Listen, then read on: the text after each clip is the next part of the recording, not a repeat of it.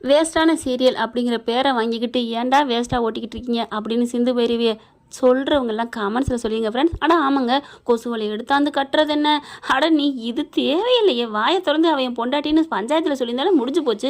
நீ தானே பெரியம்மா தாலி கட்ட வச்ச, உன் தாலி கட்டுறதுக்கு நான் மதிப்பு கொடுத்து அவளை நான் பொண்டாட்டியை ஏற்றுக்கிட்டேன்னு சொல்லியிருக்கலாம். இதுக்கு பேசாமல் பருத்தி மூட்டை குடோனில் இருந்துக்கலாங்கிற மாதிரி ஆரம்பத்தில் சொல்லியிருக்கலாம். இப்போ பார்த்தீங்கன்னா கொசு வலையை வைக்கிறாரு, பாசத்தை காமிக்கிறாரு.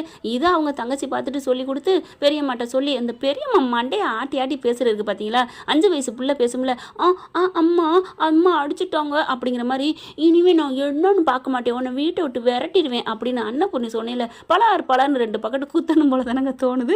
அதுக்கப்புறம் சிந்து என்ன பண்ணுறாங்க, புருஷனுக்கு ஆட்டி கொடுக்க கூடாதான், அதனால பேசாமல் கம்முன்னு சைலண்டாக இருந்துடுறாங்க.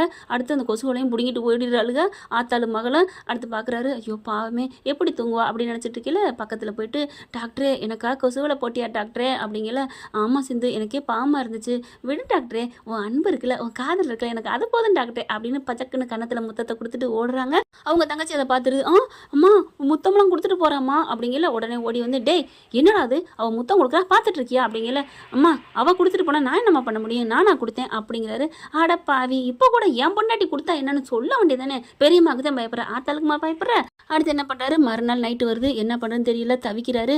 சரி ஹாலில் தானே இருக்குது டேபிள் ஃபேன், அதை எடுத்துக்கொண்டே வைப்போம் அப்படின்னு எடுத்துக்கொண்டு போய் பொண்டாட்டிக்காக வச்சுட்டு வந்துடுறாருங்க. இதுவளுக்கு தூங்கவே மாட்டாளுங்களா, சிந்து என்ன பண்ணுறா, தும்முனாலா பாத்ரூம் போனாலா உறங்குனாலா உட்காந்தாலா நிமிந்தாலான்னு பார்த்துட்டே இருக்குதுங்க.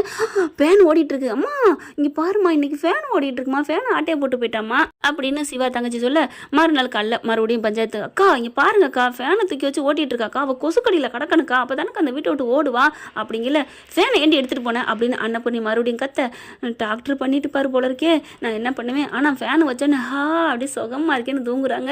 டாக்டரை நினச்சிக்கிட்டு நீ பத்திரமா தூங்குட்டு அவரும் நினச்சிட்டு போகிறாரு. தூக்கிட்டு போய் உன் மெத்தையில் போட்டால் யாரா கேள்வி கேட்க போகிறா, கேனப்பல அப்படின்னு தானங்க தோணுது. இப்போ பார்க்குறாங்க, இங்கே பாரு சிந்து, நான் அன்னைக்கே சொல்லிட்டேன், நான் ஒன்றும் செய்யலை அத்தை, என்ன அத்தை நொத்த, எதுக்கு இப்போ ஃபேன் எடுத்துகிட்டு போனேன் அப்படின்னு கேட்க, அப்படி பார்க்குறாங்க. நான் போய் ஃபேன் எடுத்துகிட்டு வந்துடுறேன் அப்படிங்கிற. சரி சரி விடு, எடுத்துகிட்டு போயிட்டால போயிட்டு போகுது, அதோட விட்டுரு, இனிமேல் அதை இதை எடுக்கிற வேலை வச்சுக்காத அப்படிங்கிறாங்க. இல்லை அத்தை ஹாலில் இருந்த ஃபேன் தானே அப்படின்னு எடுத்துகிட்டு போயிட்டேன், இனிமேல் நான் எடுக்கல, நான் எடுத்துகிட்டு வந்துடுறேன் அப்படின்னு சொல்லலை. சரி சரி விட்டு தள்ளு அப்படிங்கிறாங்க. ஆர்வம் வராரு, இது ஒரு பஞ்சாயத்தா, ஃபேன் வச்சுக்கிறதுல தப்புன்னு இருக்குது, அதெல்லாம் அதில் கடந்து கஷ்டப்பட்டா தான் வீட்டை விட்டு போவா அப்படின்னு சொல்லிட்டு எசக்கி அவங்க அம்மா அவங்க அக்கா எல்லாம் பேசுது ஒரே மாதிரி. வேணாம் அம்மா ப்ளீஸ்மா, பாவம்மா சிந்து அப்படிங்கல. அப்படியே முறைக்குது அன்னபூர்ணே. சிவா பார்க்குறாங்க, அப்படியே தலையை குனிஞ்சிட்டு இருக்காங்க. என்ன ஒன்றும் புரியல, இவ ஏன் எதுவுமே பேச மாட்டேங்கிறான் அப்படின்ட்டு இருக்கல. அன்னபூர்ணி போனால் போயிட்டு போகுதுன்னு ஃபேனை விட்டுட்டு போயிருதுங்க. அந்த பிரச்சனையை விட்டுட்டு போயிடுது. ஆனால் என்ன பண்ணாங்க, சிந்து வேற பக்கத்து போன சமயம் பார்த்து ஃபேனை தூக்கிட்டு போயிடுது. மகா சிந்து வராங்க, வேர்க்குது, கொசும் கடிக்குது, எங்கே ஃபேனு பார்க்குறாங்க, ஃபேனை காணோம், தூக்கிட்டு போயிடுச்சுங்களா, என்ன பண்ணுறது அப்படின்னு சொல்லிட்டு படுத்து கிடக்குறாங்க. பார்த்தா குழுன்னு காற்று வருது. எப்படி ஃபேனு பார்த்தா புது ஃபேனு, தலைவர் தூக்கிட்டு வந்துட்டார்ல கடையில் போய், வீட்டில் இருக்க எடுத்தால் தானே திட்டுவாளுங்க, யாருக்குமே தெரியாமல் பதுங்கி எடுத்துகிட்டு வராரு. எடுத்துகிட்டு வந்தால் ஆர்வம் பார்த்துறாரு.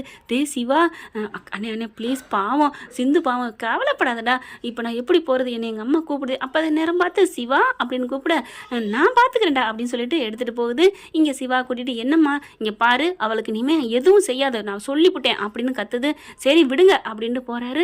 அதுக்கெல்லாம் ஆர்வம் கொண்டே ஃபேனை வச்சு ப்ளக்கில் சொருகி ஃபேன் காற்றை ஓட விட்டுறாரு. அப்படியே சிந்து அப்படியே குழுன்னு இருக்கு. நிமிந்து பார்த்தா ஆர்வம் நிற்கிறாரு.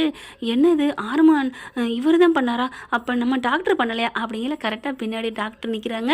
பார்த்தோன்னே டாக்டர் வந்துட்டியா அப்படின்னு எந்திரிக்கிறாங்க. ஒன்றும் இல்லை சிந்து, நீ பத்திரமா படுத்துக்கோ அப்படிங்கிற.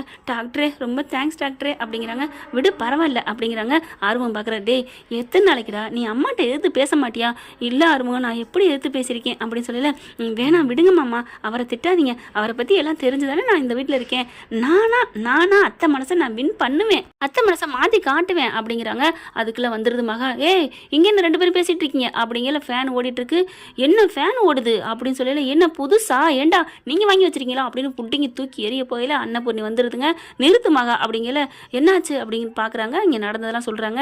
மகா நம்ம வீட்டில் இந்த ஃபேனை எடுத்தா நீ பிடிங்கிட்ட, அது புதுசாக வாங்கி வச்சுருக்காங்க, விட்டுரு போயிட்டு போகுது அப்படிங்கல. என்ன அது யார் வாங்கி வச்சது, நம்ம பிள்ளையில வாங்கினது, விடு விடு மகா அப்படின்னு சொல்லிட்டு என்ன பண்ணுறாங்க, இங்கே பாரு இதான் லாஸ்ட்டு, இவ பக்கத்து நீங்கள் வரக்கூடாது அப்படின்னு சொல்லிட்டு ஸ்ட்ரிக்டாக சொல்லிட்டு போகுது. வீட்டு பக்கம் வரக்கூட கூடாதுன்ட்டு போகுதுகளே, நான் எப்படி என் பொண்டாட்டியை பார்ப்பேன் அப்படின்னு சிவா நினைக்கிது. நீ நினச்சிக்கிட்டே இரு, உங்கள் அம்மாவை எடுத்து பேசி ஒரு சப்புன்னு ஒரு அரை கூட்டு சரியாக போயிடும். இல்லையா பொண்டாட்டியை வேணான்னு சப்புன்னு அரைச்சி வீட்டை விட்டு வெளியே அனுப்பு. ரெண்டுக்கும் இல்லாமல் என்னமோ தென்னை மரத்தில் ஒரு குத்து தேங்காயில் ஒரு குத்துங்கிற மாதிரி நினச்சா சிவா டாக்டரே ஒன்றும் பண்ண முடியாது. என்ன ஃப்ரெண்ட், நான் சொல்கிறது சரியா கரெக்டாக இல்லையான்னு கமெண்ட்ஸில் சொல்லிடுங்க. தேங்க்யூ. வீடியோ உங்களுக்கு பிடிச்சிருந்தா தயவு செய்து லைக் பண்ணுங்க. இன்னும் அப்டேட்ஸ்க்காக சேனலை சப்ஸ்கிரைப் பண்ண மறக்காதீங்க. நம்ம கிட்ட இருக்க எல்லா சேனல்ஸோட லேட்டஸ்ட் வீடியோ அப்டேட்ஸ்க்காக மேல ரைட் சைடுல காட்டுற லிங்கை கிளிக் பண்ணி வாட்ஸ்அப் குரூப்ல ஜாயின் பண்ணுங்க. உங்களிடம் விடைபெறுவது நான் உங்கள் மெஹர்.